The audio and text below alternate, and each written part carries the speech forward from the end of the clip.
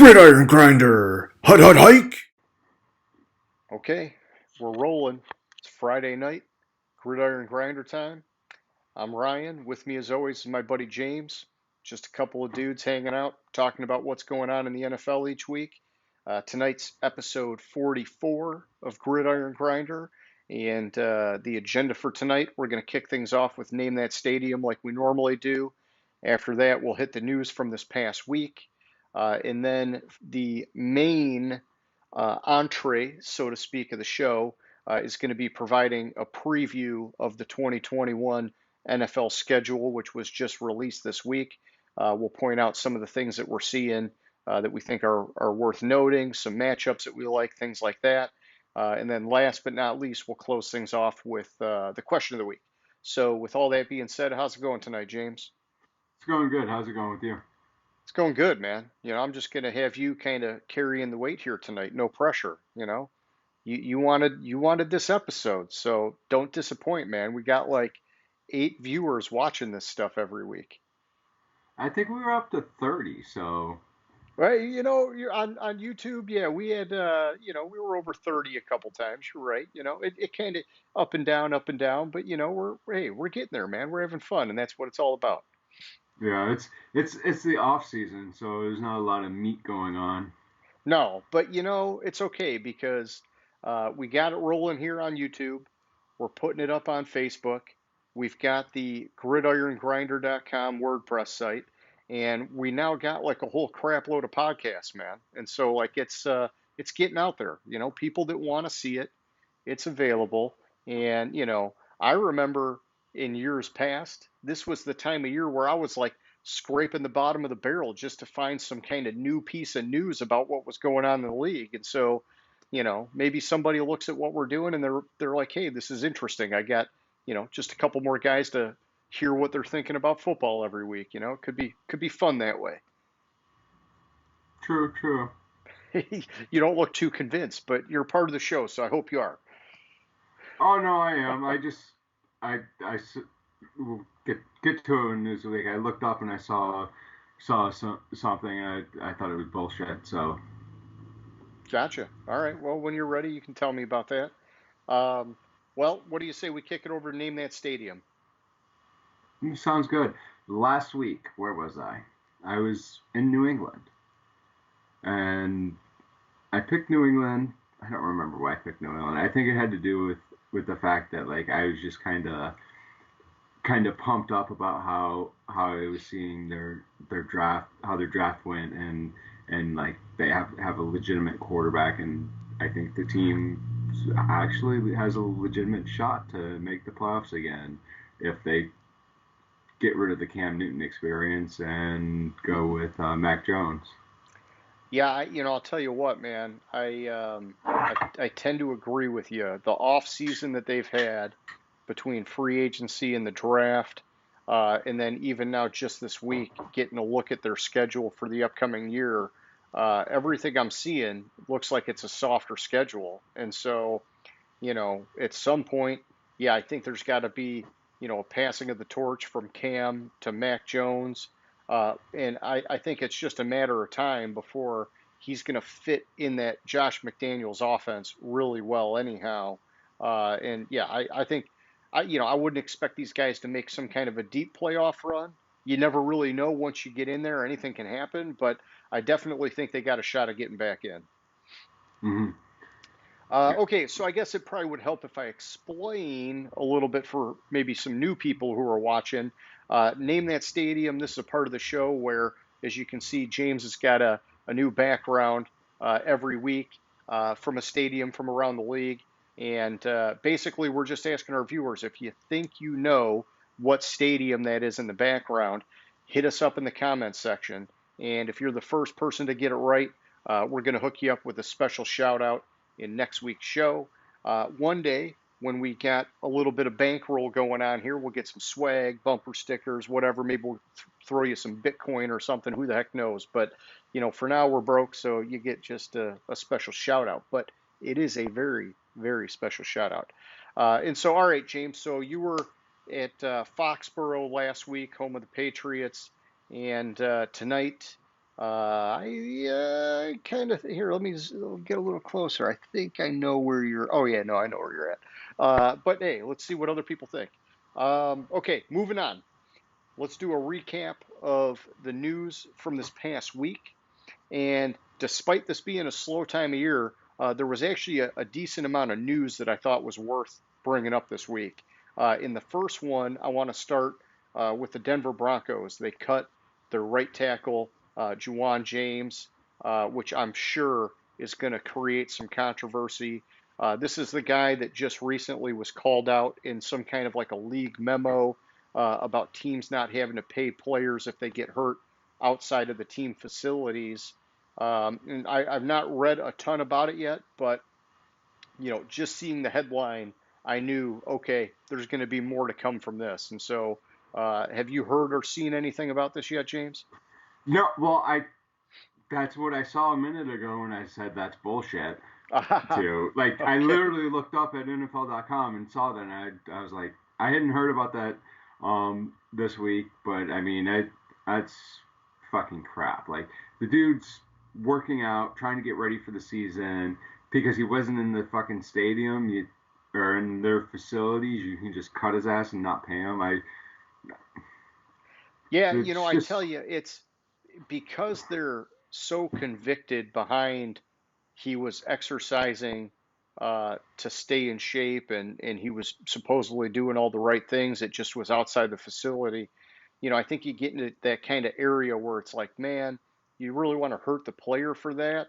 It's not like, some of the old stories you hear about guys getting in a freaking motorcycle accident or hurting themselves skiing or something like that, where it's like, you know, should the team really be on the hook for paying that guy for the year? When he does something like that, where it's purely an accident, but it's like, man, the team didn't really condone that behavior. This is like, a gray area at best where the guy was trying to stay in shape from what it sounds like and just had a bit, just kind of like a fluke sort of injury. And so I don't know, man. I'm interested to see how this one plays out though, because the NFLPA, obviously after that memo went out, they already kind of balked back at the league and, they're trading punches already, man. yeah. Well, I think the reason why the league's trying to take a stand is because, like, remember, what was it, like 2 weeks ago or whatever? Basically all the players voted not to attend OTAs, Oh yeah. and then so the league's like, oh yeah, well, you don't want to work out in the facility, you work out somewhere else.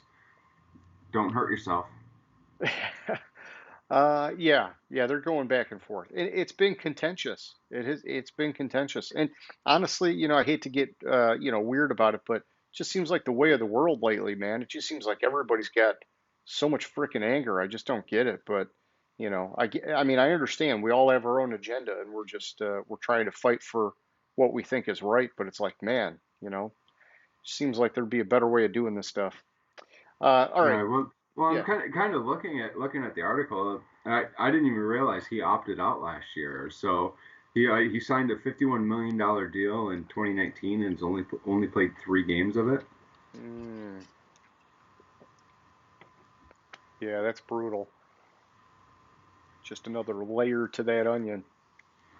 Yeah, and then Broncos had Deshaun Hamilton tore his ACL also. Yeah, he was the guy I was going to next. It's I remember just the other year it looked like this guy had some up and coming potential, and then it seemed like last year, even with Cortland Sutton going down, they just sort of got like these riches at wide receiver, and I know they invested heavily in the draft last year at the position, and so it sounds like he just became expendable to the team, and then from what I read there was a report that they were going to waive him, and then the report was like reneged that they were talking about, well, no, we're trying to trade him, we're not waiving him, and then like another report came out like immediately after saying he tore his ACL, and so it's just like, what's really going on with this guy, man? I mean, no matter what, it's not good for him, but it just makes me wonder what's going on in the organization that you're not getting a straight story about this because you can't trade a guy that's hurt. And, Hmm. I'm not saying that they tried to do that, but it's just the series of events looks bad, and so it just I don't know, man. Denver's got some funky stuff going on. It seems like these days. Yeah, I know. And they're gonna get Aaron Rodgers, so I do keep hearing that they're one of the likely landing spots, and so um, I don't know. What are you hearing on that, or are you just like Russell I'm Wilson to just Chicago stuff? well, it's a lot like that, but there's a few things that kind of like push me more and more towards Denver is going to make a serious push for Rodgers is because if they weren't, I mean, they need a quarterback, and they know Teddy Bridgewater's not the answer up there. He might be a gap quarterback or to the next guy, but Drew Lock's not the answer. And so they need a quarterback, and they had a chance to draft a quarterback, but didn't draft one. Yeah. So yeah, you think it's based off of that? They have a need Yeah, and they're going to make a push. They know that there's a crack in the foundation and they want to exploit it. I gotcha. I mean, hey, if it happens, man, I want to know what a guy like that is going to get in the market, man. But it's got to be a lot. It just I don't know. It just seems like it's going to be hard to pull off. But you never know. You never know. All right. well, they're Yeah, waiting go until ahead. after June 1st because his cap hit for this year is like 21 million instead of 38 million. Okay. Yeah, soften the blow a little bit if you're going to have to do it. I gotcha. Okay, so moving on, the next thing I got on here is frickin' Tebow mania, man. He's back. Tim Tebow has signed with the Jags, and it's going to be as a tight end, which like a ton of people were saying he should have just converted to tight end when he came into the league freaking 10 years ago or whenever the heck it was. It was a while. I don't even remember. It was a while ago, man. Well, he's But been out of the league for 9 years, so the last time he was on the team was 2012. yeah, I mean, he's been away for a long time. And I heard Urban Meyer defending him, which rightfully so. He was his coach at Florida. I'm sure he's just loving this guy, but saying that he's in phenomenal shape. Uh, and I mean, we kind of all saw it years ago that he sort of had that kind of physical sort of body type that at least looked kind of like a tight end. It doesn't mean he could have played tight end because obviously looking the part and playing the part are two different things. But it seems like he's going to get a shot now, and the Jags are thin at the position. So, I mean, he's actually got a shot at getting on the field and doing something. Whether it's going to work out or he's even going to see the field remains to be seen. But man, here we go again, Tebow mania. And it's okay. I like Tebow. I just it's a headline grabber. It's not. I don't think it's like any kind of game-changing thing for the team. Well, yeah. Plus, like, okay, so he was with the Jets. When he was with the Jets, they had plans of putting him at tight end, and he was okay with it. And then they saw him in training camp. It's like, oh, wait a minute, he can't catch the damn ball. Like he's been Oh, thrown, like his first, the only pass he's been thrown, or the only target he's had, and it bounced off his face mask. oh yeah, that's not good. But it was a long time ago. Maybe he's learned how to catch since then. I mean, he's been playing baseball, right? So, Yeah, not high level baseball, but yeah, he's you know, I think what it is Tebow is Urban Meyer. Urban Meyer was Tebow's coach. He's 3 games away from receiving an NFL pension. oh, I didn't know that. That's an interesting wrinkle to the story. Yeah, it's like you have to be in the league for it's like 3 seasons and 3 games. Yeah, but does he really need a pension with all the fame he's had? I mean, he's still, I don't know. I think he's probably set, but you never know. I guess money's money, and it does help. And he's a good guy. Maybe he wants it so he can donate it to charity or something. Who the heck knows? Yeah, I kind of looked at it more of the Florida connection, and now it's on a Florida team, and just a great way to kind of sell some jerseys to a team that's on the bottom, trying to work their way out of the frickin', out of the gutter, man. And so, you know, we'll see what happens with the guy, but I'm not counting on him actually being effective in any kind of a way. Yeah, I think he's actually from Jacksonville, if I remember correctly. Oh wow, that would take it up even another notch Yeah, in I, I in terms of the Florida story. yeah, I think he went to a high school in Jacksonville or in the Jacksonville area. Okay. Let me Are look you it up real looking it quick. up right now? Is that why you're looking Yeah. down?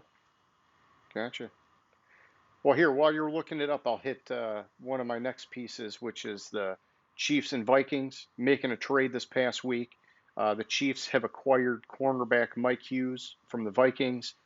Hughes is a former first round pick. Seems like the Vikings gave up on the guy. From what I read, Kansas City's given him a sixth-round pick, and the Vikings are giving him Hughes plus a seventh rounder. So, I mean, that's like a bargain of a deal. And the Chiefs have a need at cornerback. So if Hughes can come in and figure some things out, I mean, this is like the kind of deal that good teams make because you're not giving up much. And if the guy works out, you look like a freaking genius. And there's going to be opportunity for him in Kansas City with how thin their cornerback group is. And so, I liked that trade. I was a little concerned that the Vikings gave up on him that easily. But I know Zimmer, man, he just like chews up cornerbacks and spits them out. If they don't fit in his system right away or he doesn't think they're smart enough to get it, he doesn't even give them a chance, man. And I know that Hughes has been in the league for a few years, so, by now he should have given him probably a pretty fair shake. It's just, a former first round pick, I would have thought the guy could have gotten something better than this kind of a deal, but you know, it's all about his opportunity now, I guess. Yeah. I miss the trade. I there has been a lot of talk besides the schedule this week on Sports Talk Radio. Yeah. Just all about the schedule. And back to Tebow, he's from 18 miles southeast of Jacksonville. Hey, that's cool. It makes it a nice homecoming story. So, good for them, man. They'll have fun with it. I'm sure they'll chew it up. They got no more Minshew, so they got to go Tebow mania. Or I mean, I guess this is their segue away from Minshew now that they got Trevor Lawrence. They're like, hey, here we go. We'll do this instead. Um, all right, whatever. Enough with that. The last thing I had was my boy Eric Fisher getting signed by the Colts. And, I had to say something about him. Former Central Michigan Chippewa, back on a squad, fills a huge need for the Colts. The big question, though, is when will he play? Is it even going to be this year? Just as recent as a couple weeks ago, I heard that if teams were going to sign him, it was with the expectation that 2022 would really be his return. And so I like the signing, and I hope that they got a long-term view for him. I'm just wondering, do they think he's going to be able to get back and get on the field sometime this year? If not, they probably still got another move to make to shore up that offensive line just to make sure they're keeping Carson Wentz protected. Yeah, I'm hearing that he'll be back in October. Man, that just seems So like lightning fast for coming off of an Achilles in the playoffs. yeah, no, I know, but that's what I've read is October. Okay. And if that's the case, then that's good for the Colts. Then they just got to kind of tweak some things until he's back. And I heard that the possibility of them moving Quentin Nelson to tackle on a temporary basis. And, I mean, he's a freaking beast. It's just, you wonder, will he translate well to that left tackle spot? Probably. It's just, sometimes those offensive linemen aren't as interchangeable as you'd like them to be, especially when you're talking about that left tackle position. But either way, man, I'm happy for him. He landed on a squad, and this is a guy, former number 1 overall pick, definitely got knocked plenty of times, but he was good enough for Kansas City to sign him to a second contract, and I think they probably would have hung on to him had he not gotten injured. But either way, I think it's worked out. They've totally revamped their offensive line. He's ended up on a solid team, and it's a win-win for everyone, I think. Yeah. All right, so that was all I had, man. Is there anything you saw pop up this week you want to mention? Uh, Kelvin Benjamin. Oh, the former Panthers wideout, and I Yeah, think Buffalo also, former Bills. yeah, he's trying out for the Giants at tight end. I mean, he should have just played tight end the whole time. I remember he was a big Yeah, guy. exactly. That's what the articles I saw on it was saying that he should have just played tight end. He would been good at tight end, but yeah, apparently he's trying out for the Giants because Gettleman drafted him. Interesting. So yeah, they got a connection there. Because I was just thinking, they brought in Kyle Rudolph. They still have Evan Ingram, although I know that their relationship with him has been souring. So if they brought him in, he's kind of just depth. Maybe I don't know. It's I'd have to check when the last time he even played was, because it's been a little while, hasn't it? Yeah, it was 2018. That's not like Tebow bad, but it's not good. But hey, you don't have to be as quick as a tight end. And, I think for him, it's like, hey, if you want to make that conversion, you just got to get strong enough. And you got to be able to block at least a little bit, even if you want to be a receiving tight end. But yeah, hey, we'll see what happens with the guy. It'd be interesting. I remember he had the connection with Cam for a few years Hmm. where he was getting, 900 yards a year or more, and he was getting decent touchdowns every year. But it just seemed like he was never really like a full-blown game changer, and how much of that was Cam just forcing it to him because he was his best, biggest target. I don't know, because he never really did much after that. Yeah, he never really. I remember it was like he had promised but never capitalized on it. Yeah. Okay. What's next? You got anything else? Oh, the other one is just I might get into it in the schedule too. Is how scary Tampa Bay is going to be this year. Like Brady came out and said basically like weeks like halfway through the season he was still learning the playbook. I saw that. Yeah. And it's like, holy shit! If he didn't really understand the playbook and was just kind of reading the play off his wrist and not fully knowing what he was calling throughout half the year, holy shit! Yeah, and we'll get to it in a minute, but I heard that they've got one of the more favorable set schedules this year. So, I mean, that could help them get into the playoffs without being too banged up. And I mean, that's just another factor, man. It's another Hmm. factor. Yeah, and I think it Okay. was this week too. Brady said that he would trade three of his Super Bowl rings to have gone undefeated that year. Ooh, interesting. Hmm. I mean, it doesn't work that way, but it's just Yeah, but cool. but he would gladly have given up three Super Bowl wins for that undefeated season. Yeah. I believe it. I believe it. Okay, well here, let's just kick it over to the 2021 NFL schedule preview. It's just what I'm calling it. I don't know. You come up with a better name, I'll change it in the description. But so basically, the NFL released their schedule this past week, and we knew, however long ago, all of the opponents. We just didn't know, when things were going to happen and stuff like that. Now what games are prime time and all that. Now we got all that jazz, and there's a lot of excitement around it because this is the first year that they're going to the 17 game schedule. So it's 18-week season, 17 games. They're dropping one of the preseason games off, so you got three there instead of four. And the one thing I saw that I liked personally, and I'm sure a lot of teams probably felt relieved, is that there's not going to be a bye week until week 6, at least for this year. I did see something that said next year it could be as early as week 5, But for this year, the way it worked out, they did week 6. Um, Although, despite that, I did read that there's at least a couple teams that do have a 13 straight game stretch without a break.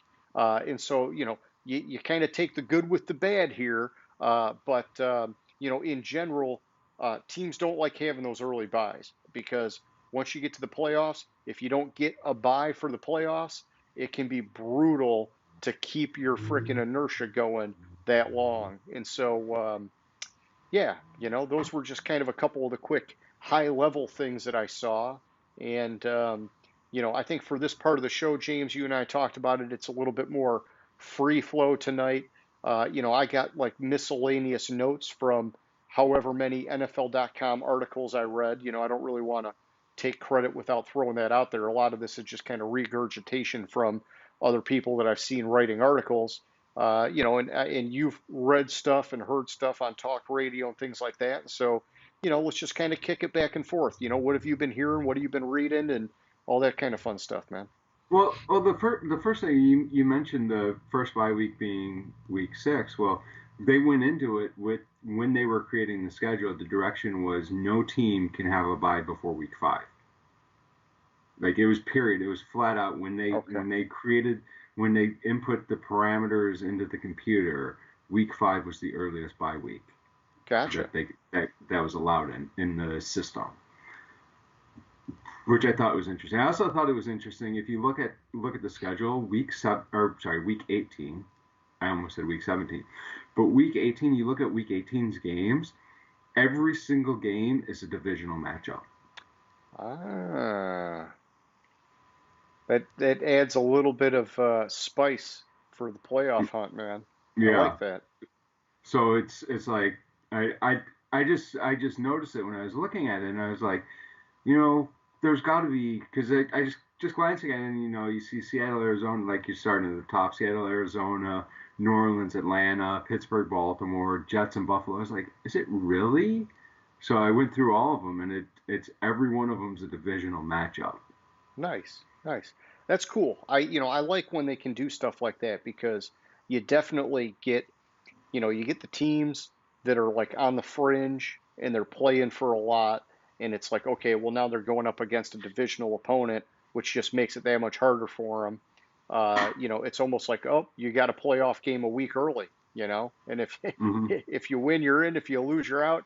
But then you also got the teams that they know they're out of it, and they're just looking to wreck another team's playoff shot, and that just amplifies if it's against a divisional opponent. So I think that's pretty awesome, man. That's cool to hear.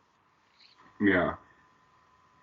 So one of the things I saw, and I don't have my notes in any particular order, and I'll be looking through some of the schedules as we go here, but I did see the Ravens, they're saying have a brutal 9-game schedule to close the year, with their opponents having a 63.5% win percentage based off their 2020 records. And so, things didn't really end all that great for Baltimore last year. There was a lot of freaking talk about, the offense being too obvious to opposing defenses, and just wide receivers being unhappy. Talk about people questioning Lamar, and maybe them being a little too one-dimensional. I think that's going to be an interesting factor for them. Can they rise above with the toughest final 9 games, or are we going to see this team miss the playoffs this year?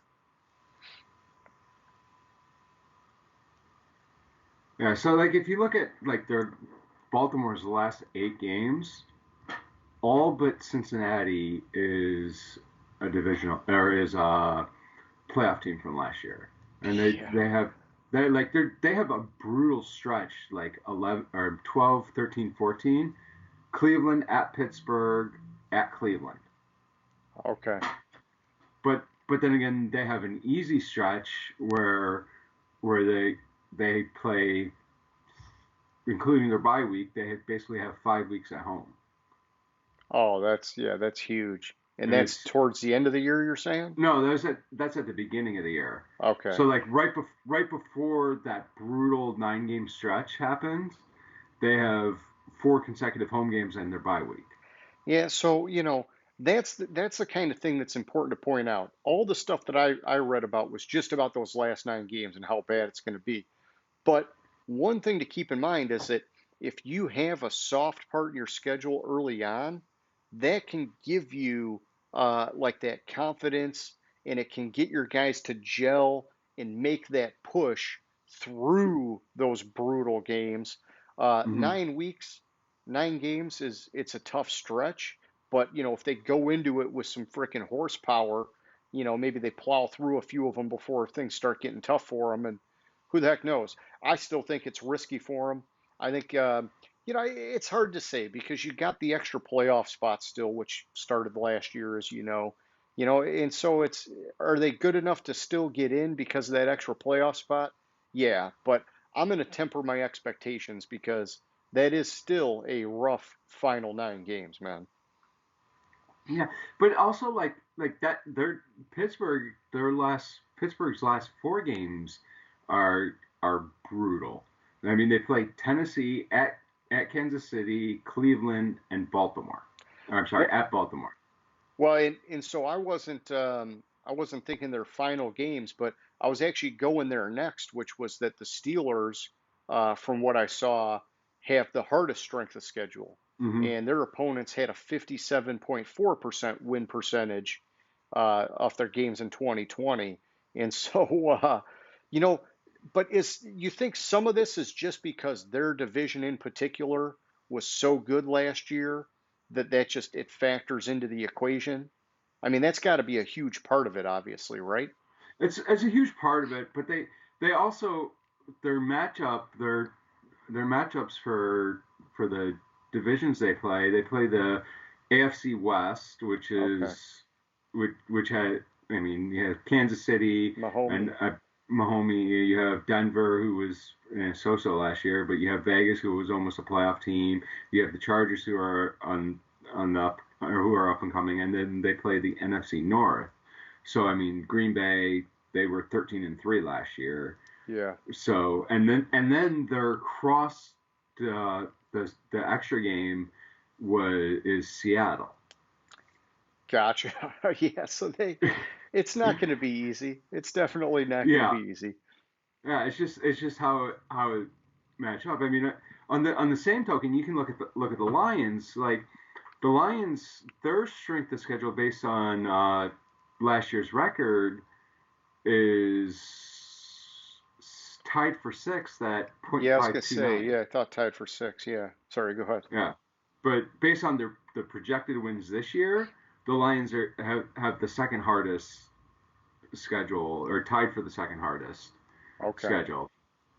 Because again, who the divisions they match up against, they're matching up against the NFC West, which is the toughest division probably in the NFL, Yeah. and the AFC was it AFC North. So they got Baltimore. They got three playoff teams there, Oh, and in the West. So just their division matchups, they have 5 playoff teams so from last year. hang on. We're going to have Goff versus Stafford potentially, as Yeah, long as one of them October doesn't get 24th. hurt. October 24th. Well, that'll be fun. I mean, I think It's out everybody's here too. yeah, I think everybody's expecting us to get our shit pushed in, but hey, maybe somebody will get a kneecap bit off. Who knows? Um, yeah. So with the Steelers, before we move on, let me ask you because the wheels fell off last year, and they had a horrific offseason, in my opinion. I think they salvaged it a little bit with the drafting what's his face Najee Harris from Alabama. I think that helps them if they decide to use him a lot in year one. I think I think they're a bubble team. They're not like some shoe in for the playoffs with that schedule. Playoffs? Holy That's shit! They'll be lucky to win 7 games this year. Yeah. See, I guess I look at it as if they get back to maybe playing some power football, running the ball, it can take some pressure off the defense, which has lost some pieces, and it can definitely take some pressure off of Roethlisberger, whose arm basically fell off at the end of the year because all they were doing was throw. I don't know. I guess I just in the back of my mind, I always have hope that Pittsburgh's, they're a good enough team and organization to find a way to make it work. But you're right. They're in the danger zone with how bad of an offseason they've had. Mhm. They had terrible offseason. I mean, they and they have a brutal schedule. Like they don't really have anywhere. Maybe like week 9 to 11 or 9 to 12. That's it might be a little bit of a break for them. But I mean, they start off with Buffalo, and then they play Vegas. And week 4 they play Green Bay. Week 6 they play Seattle. So they don't have like consecutive games until they play like week 9 they play Chicago, Detroit, the Chargers, and the Bengals. So Okay. it's like that might be, but I mean, Chargers are coming up. I think the Bengals are going to be better this year. Yep. So maybe 2 games there. So it's like they have Seattle at home, then their bye week, and then they play at Cleveland. Gotcha. Yeah, man, it's interesting. All right, well here, let's keep it going here. We don't want to get hung up on any one team in particular, but the next one I had a note on um, was the Colts, and they had another one of these kind of interesting, and I think this came off of like the article was something about like quirky things that came out of the schedule. I forget the exact title, but this is all pretty much from NFL.com, the stuff that I'm getting. I just want to reiterate that. The Colts I saw, they have the toughest first 8 games with their opponents having a 58.6% win percentage. But then they have the easiest final 9. And get this, man, their final 9 their final 9 opponents have a combined win percentage of 38.2%. Dude, that just seems so freaking low. And like here's all I could say about this is that when I saw this, I thought if I'm Carson Wentz, damn, I wish it was flipped because that way he could have the easy part first to get back into a groove and then play good football down the stretch against the tougher teams. I think that it's going to be hard for him now because he's going in, and luckily he's got the Frank Reich connection, and they still do have a strong offensive line, even with that left tackle spot being kind of up in the air. But he's going to have to figure shit out quick because he's got the first half of the year fucking tough, man. Like if he's off his game, they could be out of the playoffs before it even lightens up for him. Well, you look at their final 9 games, and it's the reason why. Like they have some hard games in that final 9, but they have the Jets, Jacksonville. They have Jacksonville twice in that 9 game stretch, but they also Yeah. have Buffalo and Tampa Bay in there. They have, Okay. I mean, Vegas, which was 500 a little bit. Were they 8-8 or were they 7-9 last year? They were close. I forget where they finished, but they were like Yeah, right around there. Yeah.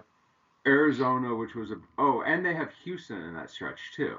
So they have 2 with Jacksonville, the Jets, and Houston right there.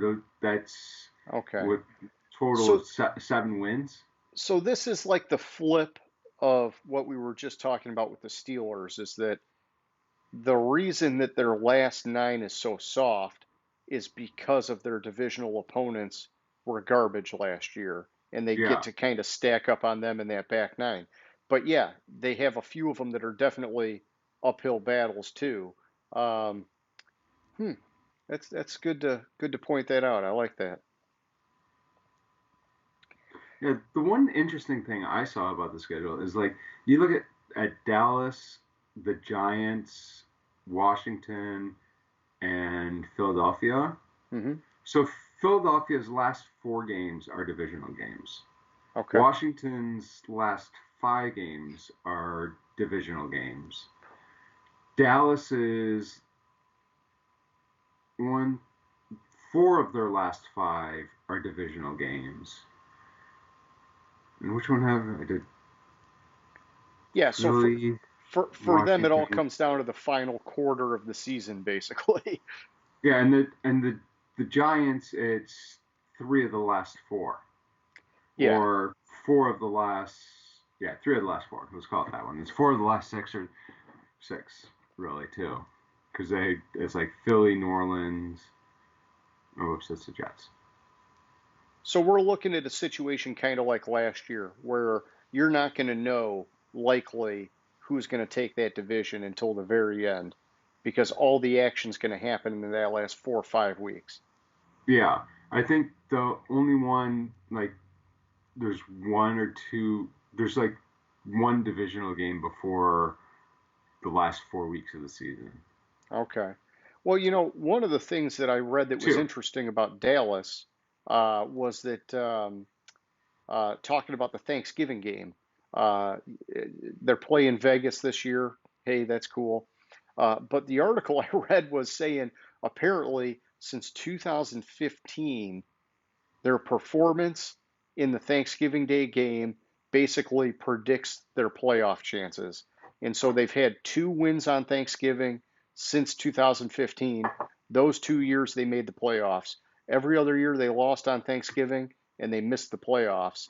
And I mean, that'll be like coming right to the start of that final stretch that you're talking about, basically. So, that could be our preview right there. How do they do? If they win it, well, then they got it. So, you know, and hey, it's Yeah, just a correlation. It's not a guarantee. true, but I mean, that's an interesting thing. Like I don't think I ever realized that with that. I didn't see that article. But I like that matchup. I think that should be a good game, assuming Dak is healthy. But Yeah. speaking of Dallas, they're opening the season at Tampa Bay, and I think that's kind of a risky matchup for the league Okay, because tell me about it. you're not certain if Dak's going to be back. If Dak's back, it's quite possible Tampa Bay could start the season 0-1. Um, it could happen. I think that we got to see Dallas's defense actually stop a team before I can, I don't know. Their defense was just so bad. And I know that they threw a lot at the wall this year to try and fix it, but Mm-hmm. they got to show some positive momentum before I'll get on board with it. Otherwise, it's going to be like, going back to the first couple of games with Dak, he's basically going to be shattering records and they're still going to be barely winning games. Or not winning. He'll shatter the records and they lose. Exactly. But that's, hey, we'll see what happens. And what have you heard with Dak? Is he going to be back by week 1 or? I haven't heard um, much about him. It's been kind of quiet. But what's his name? Stephen Jones had said that basically, if his leg wasn't all right, they wouldn't have given him such a contract that the contract that they did. Yeah, and I mean, I guess I figured that it happened early enough in the year that he would have had plenty of time to get back unless there was some kind of complication. And yeah, I've not heard of any kind of complication yet. Um, so my guess is he's probably trending towards being good to go, but you never know, man. You never know. Anything can happen. All right, so talking about the Bucks, they were actually my next note, which is this was another one of these quirks or whatever that was pointed out in this article. So they've got 5 primetime games this year, and hey, rightfully so. They just won the frickin' Super Bowl. But I guess they also had 5 primetime games last year, which puts them at 10 in 2 years. And the article pointed out that they only had 10 primetime games in the 7 seasons before that combined. So, the Bucks, they're on the main stage now, man. Brady coming to town, that's done them a lot for their popularity. Yeah, and I heard.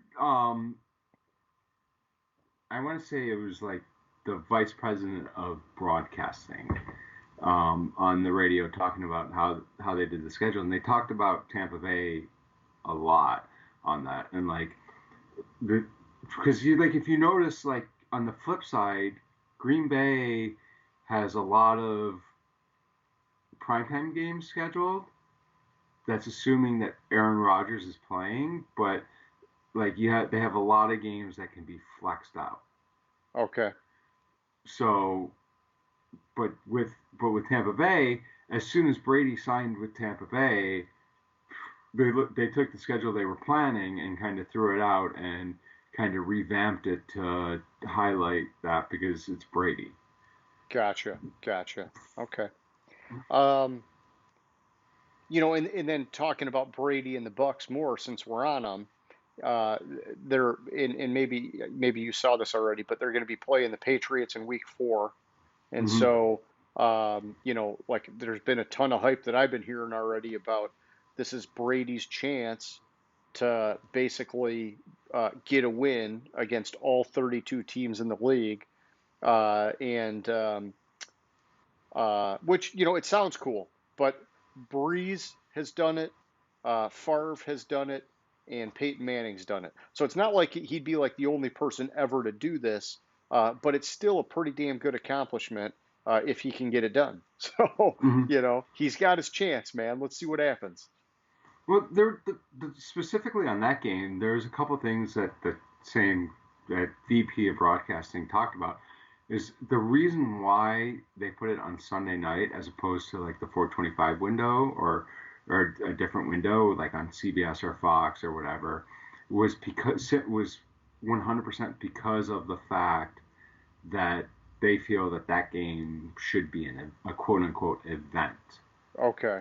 And he likened it to it's like the Super Bowl or the Pro Bowl. It should stand alone on its own, and they wanted it in a window where 100% of fans could see the game if they so choose.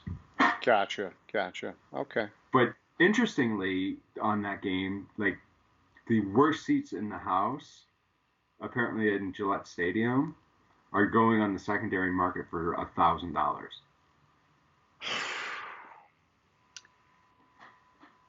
There's a lot of hype there, man. There's a lot of hype there. Yeah. Maybe I should have started with this part of the for our segment here because yeah, it's the Brady versus Belichick argument, and Mm-hmm. I'm like not even in the argument with it. I think they're both fucking phenomenal, and it was just like a miracle that the two got to be together for as long as they did. But that's cool. Let's see people watch them battle it out. And I guess some of it kind of depends now what happens with the Patriots post Cam, Mac Jones coming in. You know, if he can do something in this league, I gotta believe they're back up and they're competitive. If not, then maybe I would wonder, crap, what's going on here? Maybe it was Brady, not Belichick. But I think they're both phenomenal at this point. Until I see something to Mm-hmm. suggest otherwise, everything I've seen with Belichick says he's top of the game. Everything I've seen with Brady says he's top of the game. So, there's nothing to argue about, really, in my opinion. Yeah, and I like the fact that they put this game early in the season, not later in the season, because if they put it later in the season, it becomes less about, Brady should left New England and went to Tampa Bay and won the Super Bowl, and it becomes more about this season, and there's higher potential of injuries and stuff. The longer the season goes on, it's gonna become more about the playoff push versus this is Brady and Belichick. Gotcha.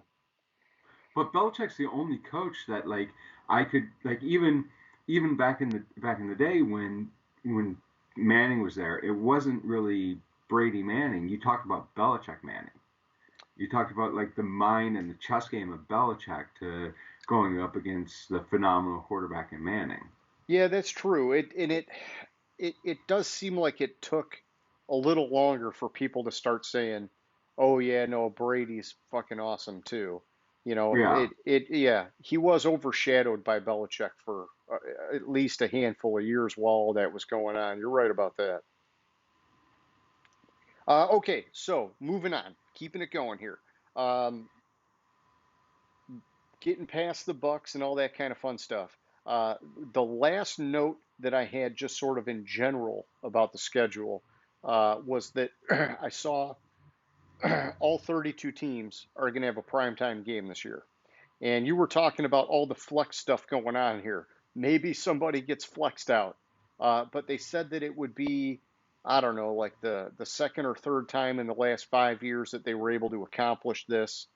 And I think that's cool if it holds true because, you're giving every fan base an opportunity to see their guys in prime time. I think there's something special about that. And, I didn't notice that. And looking at it, I think there's no way for it not to hold true. Okay. Because like a lot of like the teams that were like the crappier teams, well, for a lot of those teams have their games that are Thursday night, not Sunday night or Monday night, and you can't flex out of the Thursday night game. And then you look at I think it's like week 8 that you can flex out of start flexing the Sunday and Monday night games, and I think by then all the teams have had at least one primetime game. Okay. So you think it happens in the first half of the year? Yeah, because let me see, Arizona is week 8. Atlanta, that's the only one. So Baltimore has 2, Buffalo has 2 in the first 8. Carolina, Chicago, I'm just going through it real quick. Gotcha. Yeah, I think Atlanta's the only one that doesn't have Miami. Okay, there we go. It's towards the bottom. So those are Thursday night games. They can't. Miami and Minnesota have Thursday night games. Those won't be flexed out. New England has theirs. I don't know. And the Jets are week 9. That's a Thursday night game. That can't be flexed out.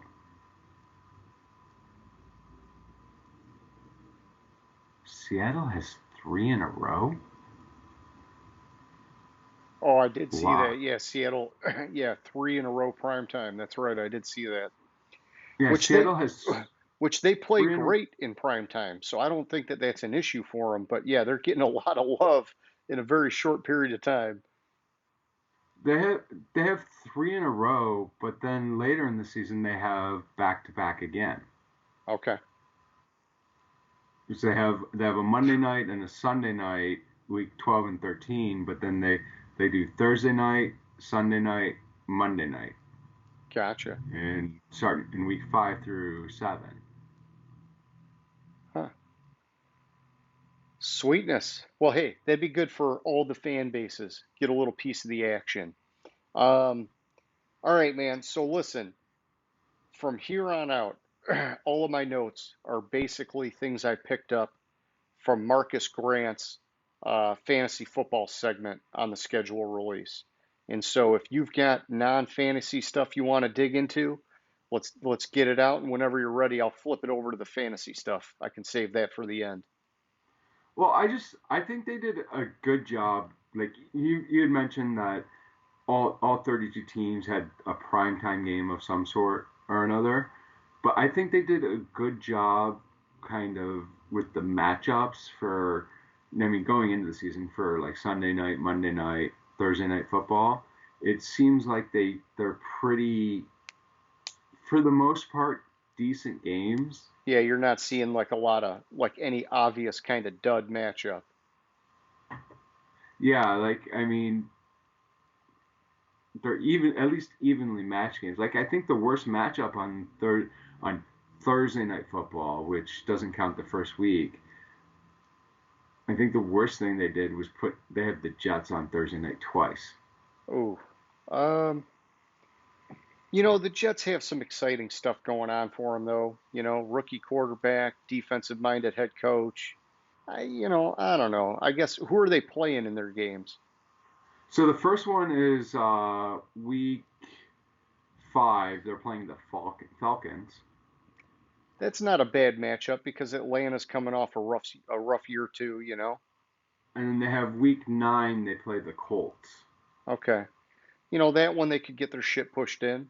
But, the one against Atlanta, that could actually be a decent game. And Atlanta has two Thursday night games too. Okay. They play the Patriots and the other one, the Jets, as previously mentioned. Yeah, yeah. Well, what are you There's a seeing on the lot of. Lions, man? Let's talk about them because we're Lions fans. We might as well take a peek at what they got going on. I see. It pains me to say this. Oh boy. It really pains me to say this. Okay. I see a number one draft pick coming our way. First Well, you overall pick. mentioned that they're tied for the sixth hardest schedule. Um, It's just they don't have any stretches where they can really build momentum. yeah. Oh, yeah. And they're starting rough. They're starting against the 49ers, the Packers, the Ravens, the Bears. I mean, it just, yeah. No, man, they're. Oh my gosh. Yeah, they're in trouble, dude. They're in trouble. Um, It's like they have like a game here, a one-off game here, a one-off game there that who did they even fine. beat? Who did they even beat? Denver? Arizona. You think they'll get a win against Arizona? Oh, who do they beat? I was talking about last year. I'm just Ah, looking at this right now. I think right out of the gate, they're losing four straight, maybe five straight because they're at Minnesota.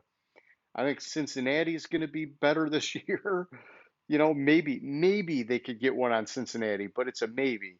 And then I think, maybe you Philly get one maybe. on Philly if they're in disarray and Hurts isn't the guy that they want it to be. I mean, other Maybe than that, you're looking at maybe at home against the Vikings.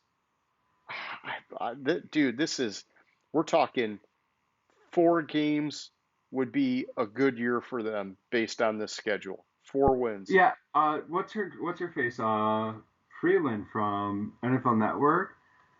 Her statistical analysis of the Lions' schedule said they would win 4.3 games.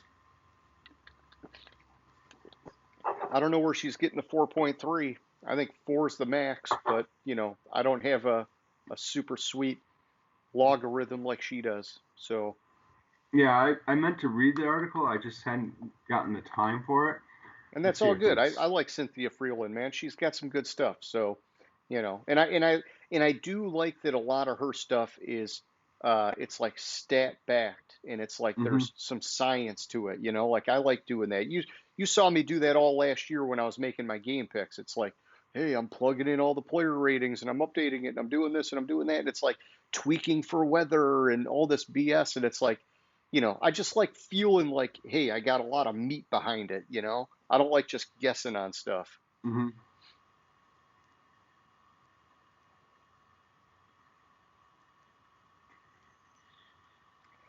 Yeah, it's going to be a rough one for the Lions, but we kind of knew that. They're in a rebuild and they have a harder schedule.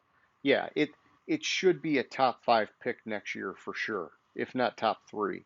And then it's just the question of do you draft a quarterback and you give him a year under Goff and then you have your out on Goff and that's like the changing of the guard there. It's like on paper you can see the sequence of events coming for the Lions. And I'll tell you what, man, I liked what they did in the draft. There was nothing flashy there, but it was like we talked about the first draft in a long time. They didn't go fucking reaching for guys. And so, I think it's like one of these slow and steady wins the race kind of things. They know this year's going to be a freaking disaster, but they've started to put some pieces in place. And then if it is a disaster, it's okay because that just helps them secure some pieces for next year moving on from there, man. Well, so tell Uh, me this. Let's pull up the Rams real quick because we're going to be getting their first round pick next year. I want to see what their schedule looks like. They got a cakewalk schedule, or is it brutal? Because that could tell us what kind of a pick we're going to be getting, man. It's kind of middle of the road looking at it. Like, Okay. let me see what their strength of schedule is Oh, I see they based got on. 5 primetime games. I wonder where's the strength of schedule thing at. I got to find that. I'm looking for them. They have the 10th hardest schedule. They have the 10th hardest. Oh, I like hearing Yeah, that. yeah, just behind the Chiefs. Chiefs and Seahawks are tied, but Okay. they're for 2020 their schedule. The teams on their schedule were 140 and 132. Okay. Yeah, no, I mean I like it.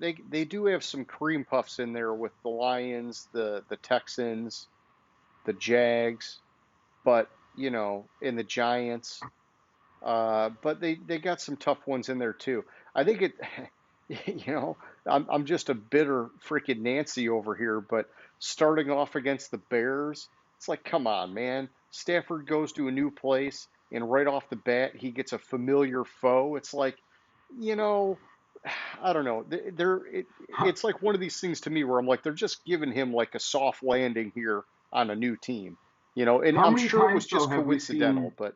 How many times have we seen the Rams in Chicago on Sunday Night Football? Like, I like the fact that they put the Rams on Sunday night and they put Vegas on Monday night because last year, Yeah. and both teams at home in those games, because last year they tried to do that with the opening of the stadiums, but there were no fans, so they're giving them a redo this year. Okay. But we always see the Rams and the fucking Bears on Sunday Night Football. And they're And kicking it off. They're kicking it off. to answer your question about what pick the Lions will have from the Rams next year, you ready for it? Yeah, I want to hear it. I'm calling my shot right now. It's going to be pick number 32. Don't be saying shit like that, James. The Rams are winning the Super Bowl this year. Yeah, you're freaking high on freaking crack, man. You're not even high on weed. You're high on freaking crack.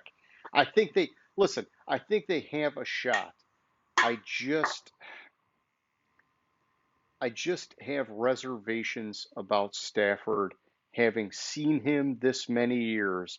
The dude does not put any air under the ball, and I don't know. I mean, I know they have a phenomenal defense, and all of the pieces are there. They got all the pieces around him on offense too.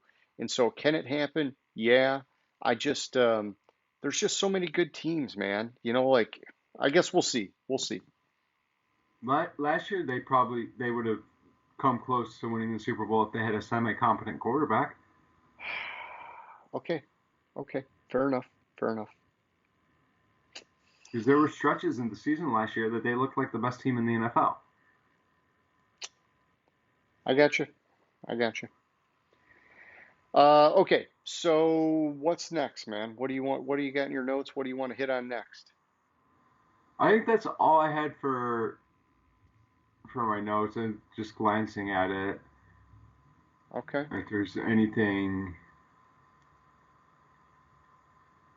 Well, while you're looking, I'll kick it over, hit my fantasy talk up here for a minute because I did like that Marcus Grant article I read earlier, and there's a lot in the article, but I'm just basically picking out the pieces that I think are worth mentioning, and I'll start off with quarterbacks.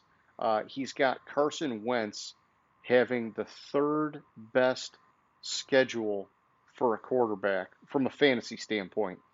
And, I thought about that. If you're a fantasy manager, you got your team, you just got to keep in mind it could be a rocky start for Wentz because, like we talked about earlier, they got the hardest first half, but then they've got the easiest back half. And so, if you have the discipline to get him late in the draft, which he will be there late in the draft, just stash him away, man, and save him for the second half of the year. Or don't even draft him. There's probably a lot of leagues he's not even going to get drafted with how many good quarterbacks there are now. wait until week 5 or 6 and pick him up and stash him. I mean, honestly, it's worth the risk at the end of the year for him to have that nice second half stretch. And so that was one I thought that was cool to look at. On the flip side, I saw Russell Wilson has the toughest fantasy schedule for a quarterback. I'm going to temper my expectations on that one a little bit, but it's Russell Wilson. He's still going to be freaking damn good. No matter who he's playing, he rises to the occasion. I mean, he did have what against the Rams in the playoffs? They basically shut him down. But other than that, I mean, the guy's like basically bulletproof. The only thing with Russell Wilson is just that you're going to have to burn a very high pick in your fantasy draft to get him. So, you just got to make your choice there. Yeah, but looking just glancing at Seattle's schedule, like it depends on what the leagues do. If it's week 16 or week 17 that they have the championship game, you're looking at Chicago or Detroit there. So maybe the first round of the playoffs it might be a rough one because you have the Rams. Okay.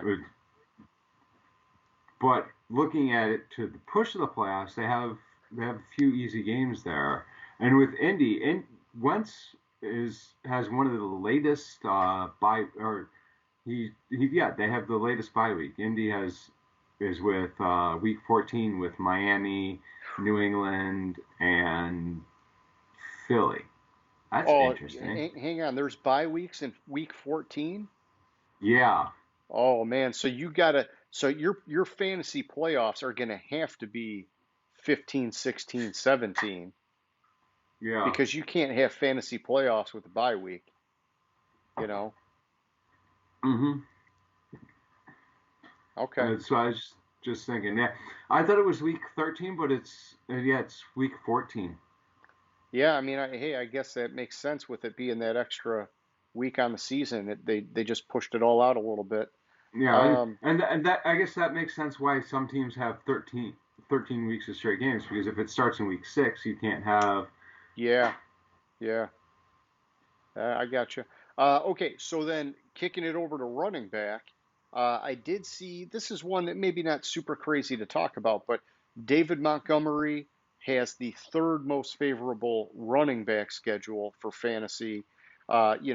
If you keep an eye on him, see where he's getting drafted, could be a solid bargain. We know they beefed up the offensive line. The only thing is he did kind of have his coming out party last year, so it's not like he's like some sleeper pick, but it's just one to keep an eye on because I don't really think he's a household name yet. Like I know him and I know you probably know him, but like, we got 3-4 guys in our league that probably are like, I don't really know that guy all that well. And so, just keep an eye on it. But the other side of it is Saquon and Christian McCaffrey, Saquon Barkley, Christian McCaffrey. These are two guys both coming off injury, but they're still going to be high picks.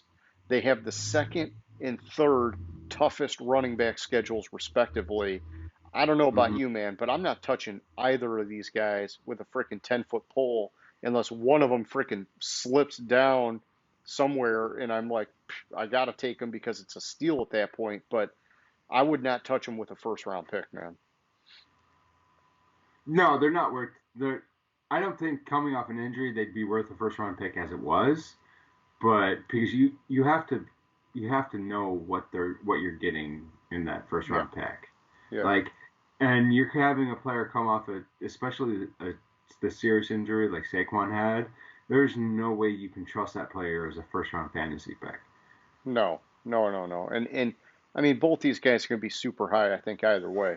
Somebody's going to go after each of them just because of the name brand. And, for me, it's like, I want to know where I'm picking in the draft because that means one or two guys potentially could slide to me later in the first round because somebody jumps on these names when I wouldn't even touch them. And so that's like kind of the silver lining to it is, depending on where you're drafting, this could work in your favor. Or whether it comes back in the second round and you had two guys that might not have gotten to you, they get there because these guys got drafted ahead of them. So yeah, true. All right, so then at wide receiver, I saw the 49ers, Debo Samuel, Brandon Ayuk. They have the third best schedule for wide receivers. The big question here is just will they stay healthy? We know that that was a problem basically for the entire 49ers offense last year, or even the defense for that matter. Man, they just had the injury bug rip them apart. But I think if either of these guys stay healthy, they're looking at having a nice fantasy season. And both of them have shown they can put up the stats when they are healthy. So that's Yeah, solid.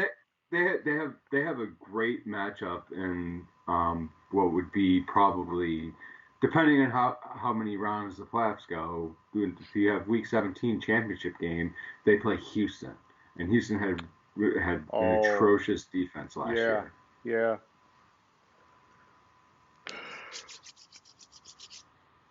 I don't know if I should be talking about this stuff with you, James. You're gonna snipe some picks off me. All Oh right, but no, these were guys that were already on my radar before looking at their schedule. yeah, So it just makes you like him that much more. I no, I'm yeah, it I'm the just same just way. depends on where I can get them. Exactly. You got to have the right value. All right. So on the flip side for the wideouts, don't be counting on some Odell Beckham Jr. comeback. Uh, they got the second toughest schedule for wide receivers, and I mean honestly, he's not done anything in a few years anyhow. So, but it's kind of like I was talking about with Saquon and McCaffrey to a lesser extent. Somebody's going to draft him probably in the freaking third round because of the name brand.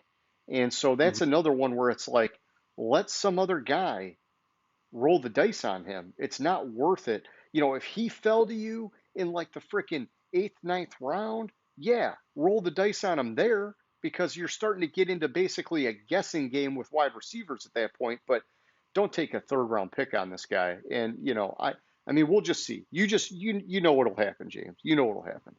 Yeah, I'd like to see where he ends up before I give my full thoughts on him. But I don't think he's gonna play the season in Cleveland. Yeah, and so that would change his strength of schedule, but I would still take his value with a grain of salt wherever he ends up. Yeah, And and so then the last one I had on a fantasy standpoint was just looking at the tight end position. I saw Eric Ebron. He's got the third best tight end schedule. Just take it with a grain of salt. Do not fall into the Ebron trap like we did for so many years in Detroit. I know he had the one awesome year with Andrew Luck in Indianapolis. He's not going to live up to this hype, okay? Pittsburgh historically has never highlighted the tight end, and they just always find freaking stud wide receivers. Doesn't matter where, sixth round, fifth round, whatever. Uh, Ebron, he's going to be farther on the list of priorities for Roethlisberger or whoever throwing him the ball. So, it looks cool on paper, third best schedule for a tight end. Um, just don't go jump. I mean, you're gonna burn your last pick in the draft on Ebron. Fine. Just don't go crazy and try and get him earlier because you think this is going to be some stud year. It's not going to be. well, I think Ebron, like yeah, he has the schedule he has, but it's kind of a brutal playoff weeks for him. I mean, like you're looking 15 Tennessee, then Kansas City, then Cleveland. Like those are brutal games as it is, Yeah, and trying to yeah. count on him for the playoffs, I mean, you can't do that. It's dicey. It's dicey. Don't play with fire. Not with Ebron. So that's all I had for the fantasy stuff. I wanted to tack that in there at the end. Yahoo opened up for registration a couple weeks ago, and I like that there's fantasy talk out there because at some point we'll be doing mock drafts and having all that kind of fun. Yeah, All right, man. Anything else you got, or you want to move on to question of the week? depends on what question of the week is. All right. So this is honestly it's a garbage question of the week, man. It's not a fun one. It's a more serious one, but I just wanted to put it out there because uh So hold that then, okay. because I'm gonna. Well, actually, let's go with yours, and then I'll do a fun one. Oh, okay. You're gonna end it on a positive note. I like that. All right. Yes. So, for question of the week, in recent weeks, I've been hearing a lot about teams are expecting to have full stadiums in the fall. And not necessarily connected to this, but just in general, I've been hearing about a variety of venues are saying that the only way they're going to have a full house is with proof of vaccination to get in first. And so I guess I just, my question is, do you actually think we're going to get full stadiums this year? Because without a doubt, it affected the performance last year. I mean, there was a point in the year where the home team was under 500. And normally there's a little bit of a home field advantage. It didn't exist last year. And so when I look at it, I don't have like a ton of crazy thoughts here, but I think it's going to happen. And I don't necessarily agree with it. And we'll see what happens between now and then. But like just this week, we saw the CDC relax some of their guidelines again. And it's kind of becoming like a very uh, fast, reoccurring thing where states and the CDC, it's like everybody's loosening things up and people are getting back out there. And we kind of knew people were already getting complacent, not wearing masks and not following these protocols and whatever else. But I'm just looking at it like this. A lot of people got vaccinated, but there's still a huge group of the anti vaxxers out there. And I don't know, man. I just don't. I guess I just feel like pessimistic about the situation. I think we're going to be rushing to put people into the stadiums, and we're going to have another one of these kind of like mini surges or whatever, where a lot of people are still getting sick because of all the freaking variants and the anti-vaxxers out there. And it's driving me nuts, man. If we would have just hunkered down sooner, we could be so far ahead of this thing. But it just I don't know, man. What do you think? So I think there will be full stadiums. One thing to keep it on a sports perspective as opposed to going anti-vaxxers, Yeah, vaxxers. yeah. What's going on currently in Major League Baseball is like so the rules for their protocol is if you have 85% of 82 or 85% of your players slash traveling party are vaccinated, you can the protocols are relaxed. Like you can have lunch, have dinner together, you can play video games together, stuff like that. Okay. And this past week they've had 8 positive tests.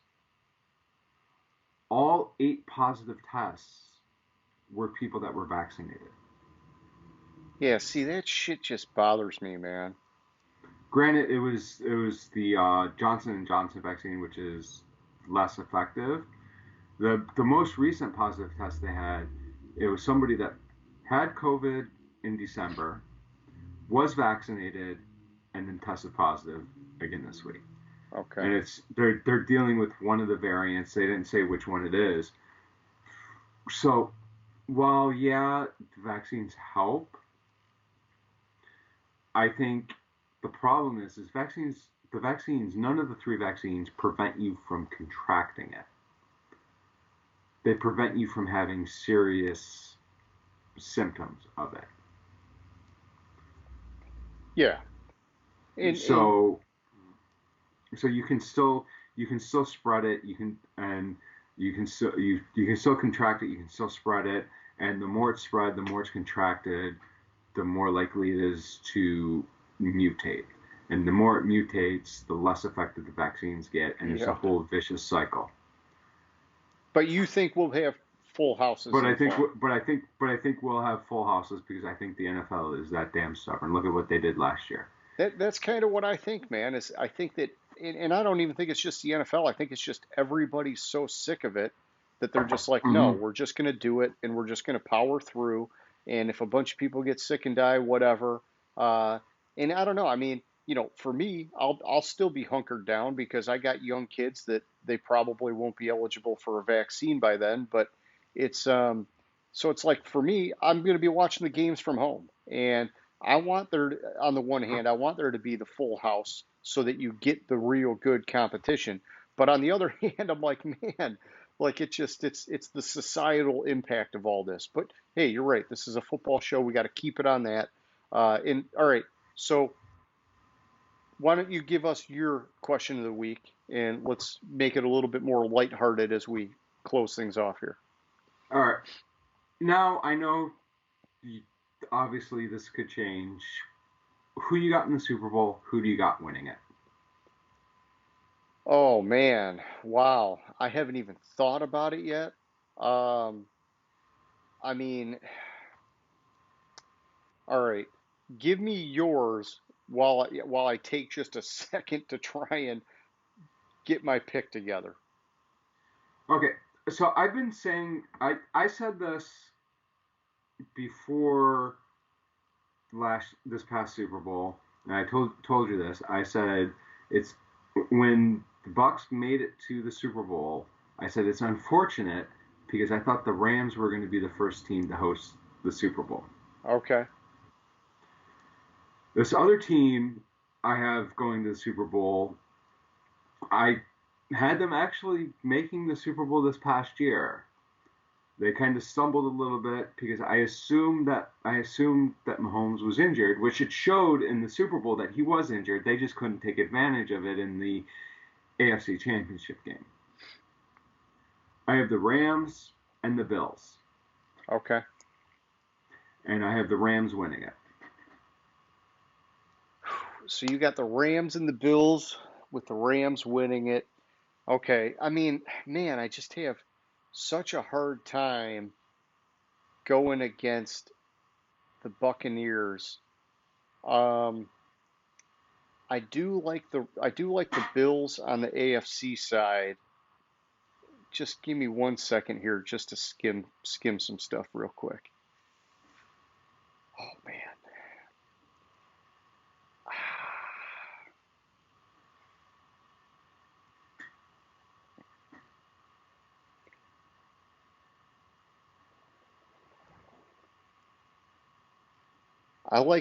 Honestly, your picks are legit, but I can't go with the same picks as you. So I'm going to go with the Bills and the Bucks. It's slightly different, but I got the Bucks winning it again.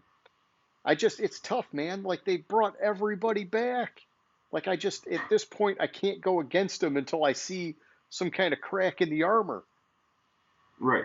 And I like that. And what made me stick with the Rams? Didn't the Bucks and the Rams play this past year? Did And who they? I won the don't even game? remember. I'm 99% sure they did. I'm 99% sure the Rams won that game. Okay. And I think it was late in the season. I will tell you in a second. I have to double check it because I started to second guess myself. But I think the Rams. I think I remember the Rams beating the shit out of the Bucks last year. 27-24. It was in week 11. Okay, so it wasn't as It was bad. close, but they got the win. And if the Rams are better, that bodes well for them. I just think the Buccaneers are going to be better too because a year of the whole freaking group coming back and growing with each other. But yeah, no, yeah, they played in week 11, and yeah, I mean it was a close game, but the Rams got them, man. Yeah, and the Rams won on a late fourth quarter drive to kick the field goal to take the lead. Hey, that's cool. All right, so yeah, you're And going Rams. You're going who's Rams over better at fourth Bills, and quarter I'm going drives Bucks over than Bills. who's better at fourth quarter drives than Jared Goff?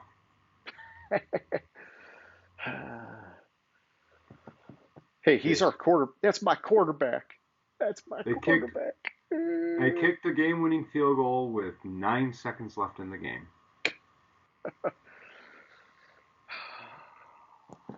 Okay, no, that's cool. Hey, I did just skim Oh the no, that was a NFC punt. teams, Sorry. and you're right. I mean, honestly, I think the AFC right now, it's between Kansas City and Buffalo. And then the NFC, it's between the Rams and the Bucks. I just went through the list. Maybe you could say Green Bay could get up there, but Green Bay's defense is not anywhere close to the Rams defense. And so, yeah, I think you got two front runners very clearly in each conference right now. Mm-hmm.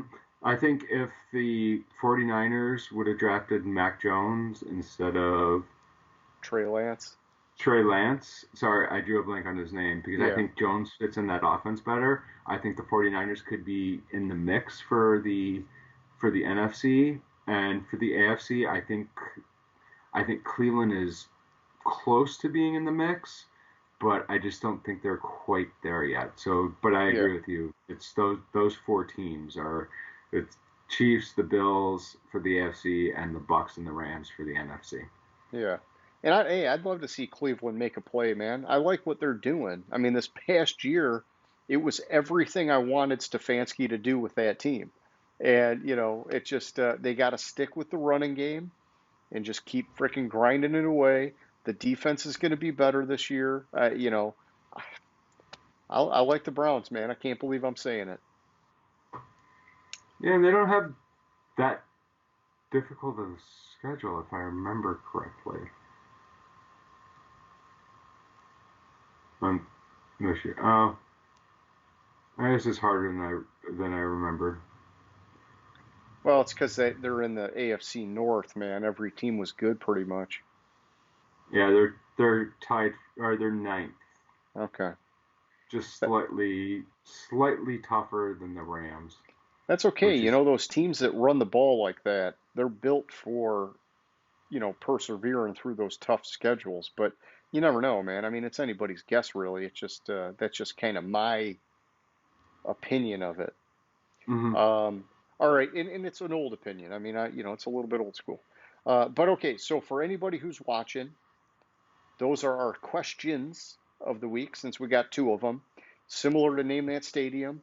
We want to hear your thoughts, especially on the early Super Bowl prediction. I like that one, James. It's a nice, lighthearted way to shut it down here. But that's all I had, man. Did you have anything else before we close this thing off? no, that's all I had. Okay. Well, yeah, so anybody who's still watching, we hope you liked the show. Thanks for watching. If you did like it, give us the thumbs up, hit the like button or whatever, if it's Facebook or wherever else. And if you're on YouTube, hit that subscribe button, man. We appreciate the support. And James, like always, man, it was fun. I will catch you later. All right, sounds good. Have a good one. Gridiron Grinder. Hut hut hike.